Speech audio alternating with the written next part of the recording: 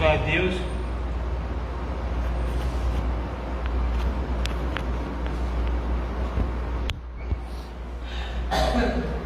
Amado Deus, eterno Pai, primeiramente peço perdão dos meus pecados, dos meus erros, que, ó Deus, que a Tua palavra venha ser pregada e venha surtir efeito em nossas vidas, Senhor. É o que eu te peço em nome de Jesus. Amém. Diz assim a palavra de Deus. Então disse Elias a Acabe: sobe, come e bebe, porque ruído há de uma abundante chuva. E Acabe subiu a comer e a beber, mas Elias subiu ao cume do Carmelo e se inclinou por terra e meteu o rosto entre seus joelhos. E disse ao seu moço: sobe agora e olha para a banda do mar. E subiu e olhou e disse: não há nada. Então disse ele: torna lá 7 vezes. E sucedeu que a 7ª vez disse: eis aqui uma pequena nuvem, como a mão de um homem, subindo do mar. Então disse ele: sobe e diz a Acabe: aparelha teu carro e desce, para que a chuva te não apanhe. E sucedeu que, entretanto, os céus se enegreceram com nuvens e vento, e veio uma grande chuva, e Acabe subiu ao carro e foi para Jezreel. Pode sentar. Aqui está uma situação, que estava sem chover há 3 anos e meio aqui. 3 anos e meio estava sem chover. Aí depois que Elias enfrenta os profetas de Baal, Elias vira para Acabe e falou assim: olha, come e bebe, porque há ruído de uma abundante chuva. Só que tem um problema: não tinha ruído nenhum e não tinha chuva nenhuma. O céu estava limpo, estava tudo tranquilo, porque quando você tem um tempo feio, você tem um tempo nublado, você ainda pode dizer que há possibilidade de chover. Mesmo com o tempo feio, muitas das vezes não chove, mas há possibilidade de chover. Ali não tinha possibilidade nenhuma, sem contar que 3 anos e meio estava sem chover. E aí Elias vira e fala: olha, já estou escutando o ruído de uma abundante chuva, está chegando. Come, bebe, para a chuva não te pegar. Só que Elias, ele fala isso e ele vai para o joelho, ele vai orar. Ele ora, o moço que trabalha para ele vai lá, olha nada. Ele ora, o moço vai lá olhar e nada. Ele ora, o moço vai lá olhar e nada. Até que acontece, até que ele vê uma coisa pequenininha se formando. E ali ele já vai mandar recado para Acabe para dizer que o temporal está chegando. Sabe, algumas coisas Deus ele me fez parar para pensar nesse texto aqui. E eu estava ali atrás, parando nesse texto ao qual Deus me fez parar, e eu estava pensando em situações da vida. Eu estava pensando hoje num pastor que eu estou orando, que eu vou ali para orar, lá de Minas. Esse pastor, ele teve um diagnóstico que somente 15% do coração dele está funcionando. Só 15% do coração dele está funcionando. E já está afetando os rins dele.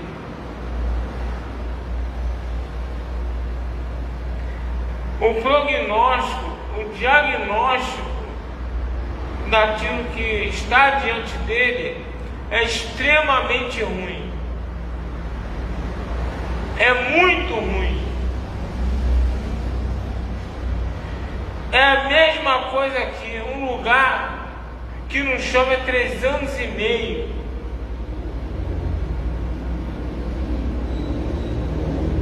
Mas Elias, ele profetiza que vai chover. Mas não vai chover mês que vem, não vai chover semana que vem, vai chover agora. Ele profetiza que ainda vai chover naquele mesmo dia. E ainda manda a Cabe correr que a chuva estava chegando. Algumas coisas eu paro para pensar e analisar. Primeira coisa é como a oração tem poder. Como a oração tem poder. Não ia adiantar nada Elias profetizar se Elias fica parado esperando a chuva vir. Ele já está até hoje nós esperando a chuva chegar, a chuva não chegar. Não ia chegar. Elias, ele profetiza, mas Elias vai para o joelho. Ele profetiza, mas ele vai para o joelho. E sabe, ele não para de orar enquanto a chuva não chegou. Ele não parou de orar. Ele não esmoreceu. Ele não desistiu. Ele não se enfraqueceu por não ver a chuva chegar. Ele não levanta do joelho até a chuva vir. E é isso que Deus quer que nós venhamos a entender, irmão. Eu e você temos que entender que nós não podemos, como diz a própria palavra, ser guiados por aquilo que nós vemos. Nós não podemos ser guiados pelo que nós vemos, porque o que nós vemos é muito ruim, irmão. O que nós vemos no nosso dia a dia é muito ruim.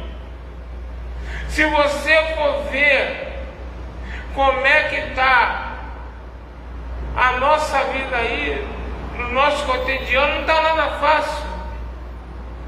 Você e eu não sairemos de casa. É inocente morrendo toda hora por causa de tiroteio, por causa de bala perdida. É toda hora.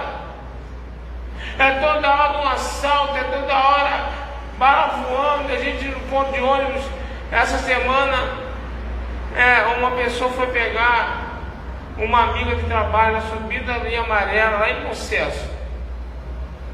Uma Kawasaki Ninja, uma moto. Os bandidos fecharam ele. O policial estava na hora ali passando. Houve um confronto, troca de tiro. Matou uma pessoa, feriu outra. Fez uma desgraça terrível ali. Arrastão direto. Fecharam o Brasil na altura da Penha. Esses dias. 11 e pouca, será meio-dia. Fechado. Bem na altura da Penha ali, fizeram arrastão na pista central do Brasil. Se você for olhar o que está acontecendo no nosso redor, é muito ruim. E aí nós vamos parar de trabalhar, nós vamos parar de sair de casa, nós vamos parar de viver porque as coisas estão ruins. Não está fácil. É acontecendo. E aí vem a nossa fé. Aí vem a nossa fé de nós colocarmos a nossa oração em prática para conseguirmos continuar adiante, para conseguirmos viver o nosso dia a dia, para conseguirmos vencer toda essa malignidade que está aí. Por quê? Porque nós não podemos parar de orar enquanto Deus não reverteu o nosso quadro. Jacó, ele foi lutar com um anjo. E metaforicamente, lutar com um anjo é joelho dobrado, é oração. E Jacó vira para o anjo e fala assim: olha só, eu estou a madrugada toda aqui, eu estou cansado, eu estou exausto, mas eu só vou te deixar aí quando tu me abençoar. Eu não vou te largar. E é isso que nós temos que entender, que nós não podemos deixar de orar, de buscar a Deus, enquanto Ele não olhar para nós e fizer o milagre ao qual nós temos buscado. Nós não podemos deixar de acreditar que o milagre vai acontecer. Nós não podemos deixar de acreditar que uma hora a porta se abre. Nós não podemos deixar de acreditar que uma hora a cura acontece. Nós não podemos deixar de acreditar que uma hora Deus restaura, que uma hora Deus salva. Nós não podemos deixar de acreditar no milagre. E é isso que essa passagem ela tem nos ensinado. Por quê? Porque se nós formos nos abalar com o que a gente está vendo, a gente não vai acreditar naquilo que a gente não está vendo. Nós temos que acreditar que o que nós não vemos é muito maior do que o que nós vemos. A Bíblia fala que o que nós vemos é passageiro e o que nós não vemos é eterno. Então nós não podemos deixar de acreditar nisso. Nós não podemos parar de deixar de caminhar. Nós não podemos parar de deixar de orar. Nós não podemos parar de deixar de acreditar, irmão. Por pior que seja a situação, por mais terrível que seja aquilo que nós estamos passando, vivendo, aquilo que nós temos visto, nós não podemos deixar se dominar pelas coisas ruins ao nosso redor. Nós temos que ter a convicção, nós temos que ter a certeza que a qualquer momento Deus vai mudar a causa, a qualquer momento Deus vai mudar a situação, porque senão a gente para de viver. Foi o que eu estava falando com o pastor. Esse pastor, ontem, quando eu estava orando por ele, falei: irmão, se eu fosse dar crédito à medicina, meu filho hoje talvez estivesse morto. Hoje, a gente estava falando com a gente lá, a gente estava falando com o João: você tem noção de que você come, que você engole, que você fala, e que quando você teve o problema, você parou de engolir, você tinha que ficar cuspindo numa travessinha lá que o hospital dava? Você pode imaginar que você poderia voltar da operação e continuar sem conseguir engolir? Que quando você acordou engolindo? Você tem noção que hoje você poderia estar com uma traqueostomia e uma bolsa de colostomia para se alimentar, porque você não ia conseguir engolir, mas para a glória de Deus você engole? Sabe por que é isso? Porque nós nunca duvidamos que Deus iria reverter esse quadro. Aleluia. Nós nunca deixamos de acreditar que Deus ia mudar essa situação. Eu estava falando isso ontem com esse pastor. Eu falei, irmão, se a gente se deixasse dominar pela medicina, o meu filho hoje está se recuperando, tem algumas limitações, mas graças a Deus que ele está vivo. Graças a Deus ele está vivo, está de pé e está cursando faculdade. Já vai para a faculdade sozinho, pega o ônibus sozinho.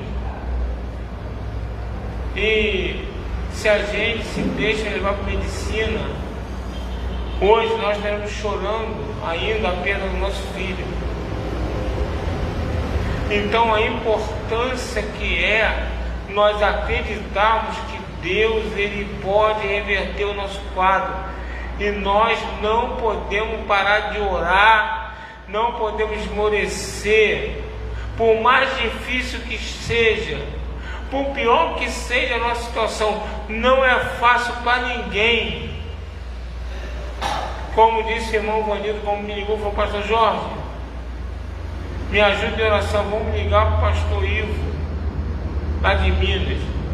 O coração funciona com 100%, o dele está funcionando com 15%. Ou seja, irmão, 15 para 0 é um pulo. 15%, irmão, ele está mal. E já está afetando outros órgãos, né? Eu acredito que por não bombear direito, ou bombear quase nada, já afeta a gente. Já está começando a afetar outros órgãos. Então nós estamos levantando um clamor, oração pela vida desse pastor Ivo, para que Deus reverta esse quadro e que faça um milagre no coração dele voltar a funcionar. Como diz nosso irmão Vanildo, no céu tem coração novo, no céu tem órgão novo, e nós temos que acreditar nisso. Ele não vai poder, ele não pode se entregar por causa do diagnóstico ser muito ruim, não pode. E é difícil falar isso. Para quem está de fora é mole, mas para quem está de dentro, para quem está vivendo, não é fácil, não é moleza. Então nós temos que, como diz a Bíblia, viver pela fé. É o firme fundamento das coisas que se esperam, mas não se veem. Eu não vejo, mas eu sei que vai acontecer.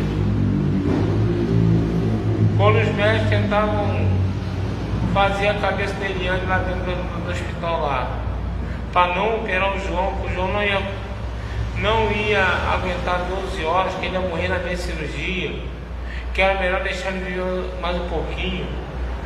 Teve uma médica que chegou para ele e falou assim: olha, ele viveu até demais. Ele viveu até demais. Os médicos massacraram a minha esposa para fazer com que não deixasse operar ele. E nós parecíamos dois malucos, porque a Bíblia fala isso, né? Nós, servos de Deus, somos malucos, porque o Evangelho é loucura para o mundo. Para eles não mete a mão, porque o diagnóstico dele é irreversível. Ele vai definhando até morrer. Esse é o diagnóstico do médico. A única chance dele era operar, só que na operação ele podia morrer. E nós batemos na tecla, e nós brigamos, e nós lutamos para ele ser operado. Por quê? Porque nós acreditávamos num Deus que tinha poder, num Deus que podia dar vida. Nós não desistimos, mesmo com todo o diagnóstico sendo muito ruim, mesmo o diagnóstico sendo algo que não tinha possibilidade de reversão. Nós lutamos, e hoje o João estudado lá dentro do hospital toda hora, porque os médicos não entendem como é que deu certo, como é que ele está bem. Então isso é que Deus ele quer nos estimular, irmão. Eu não sei o que você pode estar passando, eu não sei qual é a restauração que você entra aqui nessa noite, ou que você que está nos assistindo, eu não sei qual é a restauração que você está necessitando. Eu não sei aquilo que você tem clamado, tem pedido. Eu não sei se aos teus olhos é uma coisa que não tem a menor condição de acontecer. Só que Deus te convida a você largar aquilo que tu está vendo que é muito ruim e entrar na visão espiritual. Irmãos, a Bíblia fala que nós somos seres espirituais. Nós somos seres espirituais. Então nós temos que olhar com os olhos do Espírito.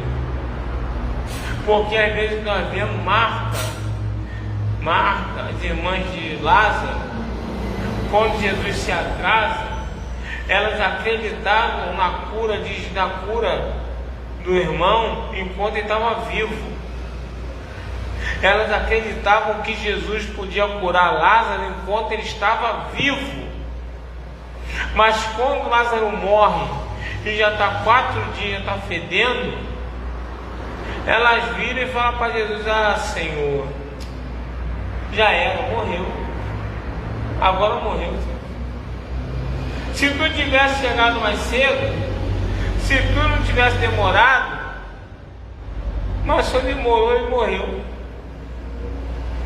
Porque o que elas estavam vendo era um corpo já se decompondo e fedendo. Elas se deixaram dominar por aquilo que elas estavam olhando, por aquilo que elas estavam vendo. Mas Jesus só mandou que retirasse a pedra. Por quê? Porque Jesus quis ensinar elas que não há impossibilidade para quem acredita em Jesus.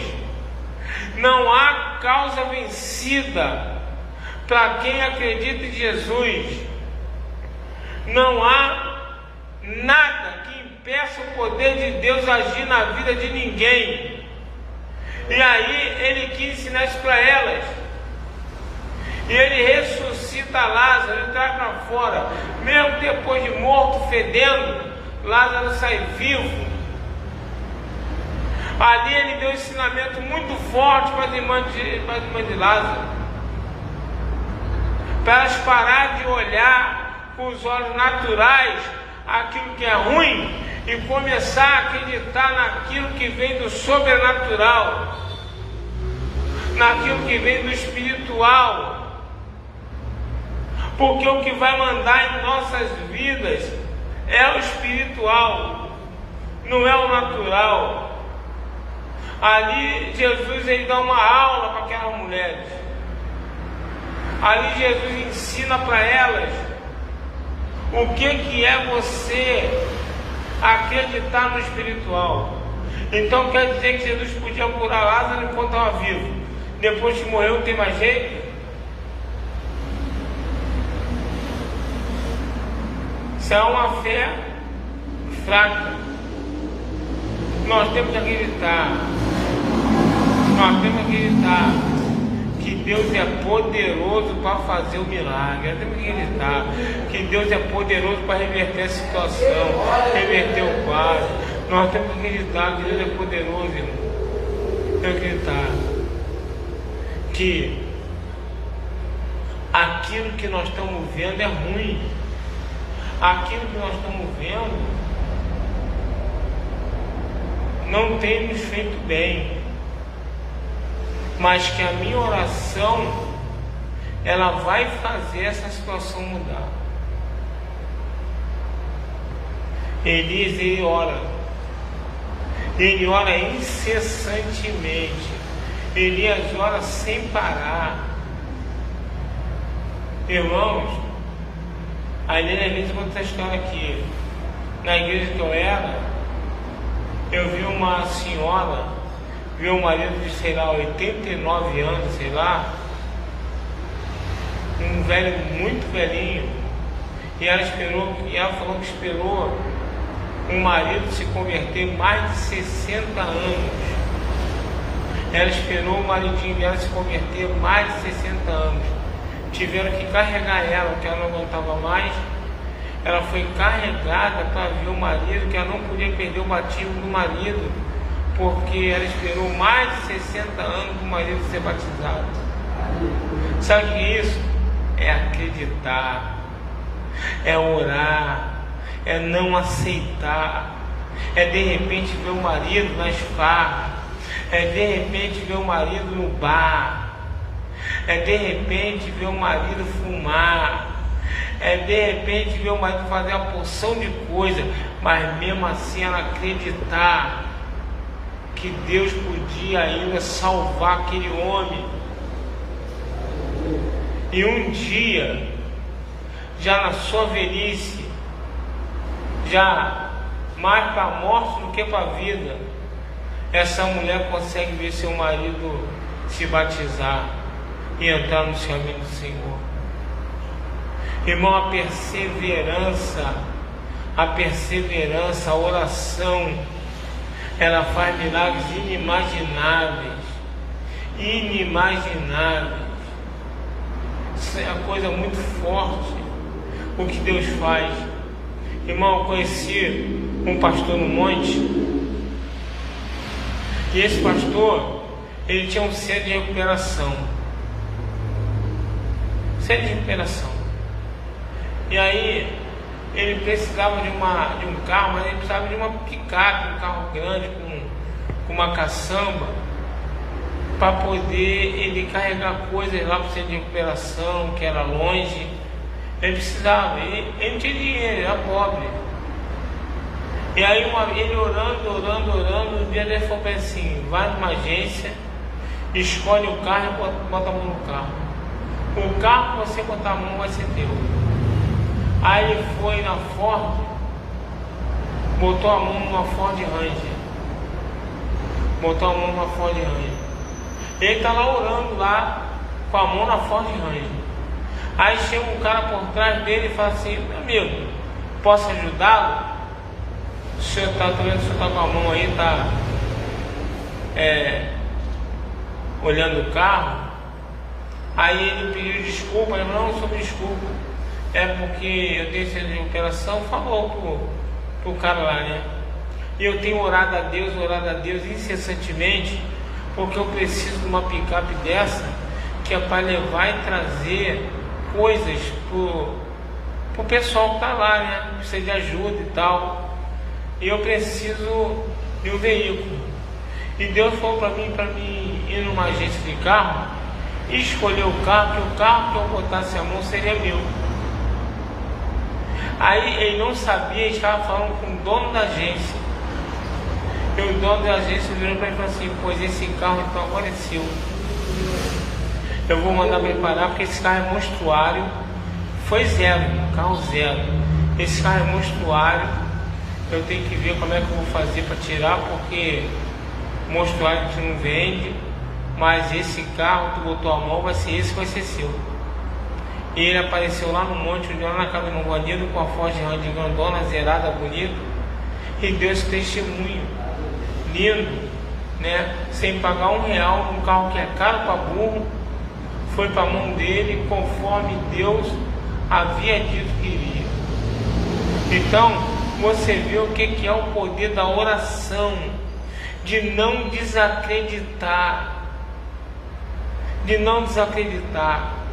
Se ele fosse outro, nem iria, porque ele não tinha dinheiro para comprar um Fusca.